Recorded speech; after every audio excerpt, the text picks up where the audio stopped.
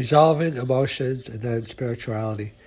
If you desire to have a more spiritual life, then you have to let your emotional life calm down a little bit. So the things that you tell yourself, your thoughts lead to your feelings. So if you tell yourself you're deficient, then you'll always be, saying that over and over again to yourself in the subconscious and the unconscious. And then you'll have feelings of like worthlessness, shame, anger, as compensation and reflection. So that'll drown out your spirituality. Like they say, spirituality is like the still soft voice. So it's kind of like the muddy waters. When you throw a rock into a pond, you have ripples, and when you step into the pond, it muddies the waters if there's dirt underneath.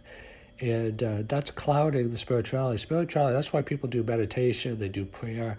It's kind of a way of stilling the mind, but it only stills the mind temporarily, meditation and prayer, unless you really address and accept the different parts of yourself. That's why they say, loving charity starts at home, and loving another person, and also loving God and being open to God or the universe or spirituality, however you think of it, really is kind of like a cessation, a negation, or at least a lessening of this inner turmoil wars that we have with ourselves. So it's not a matter of fighting yourself, because fighting yourself just makes it worse. Like, oh, I'm so emotional. Oh, I'm so, tied up into these things. No, that just is reinforcing division.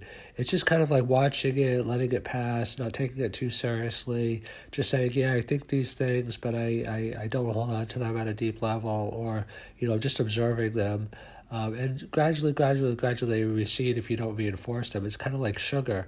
If you're always eating sugar, then you want more. But if you just kind of watch the sugar, addiction, obviously you go through withdrawal symptoms, but over time becomes less and less and less, because the physiological addiction is broken and the psychological addiction is broken.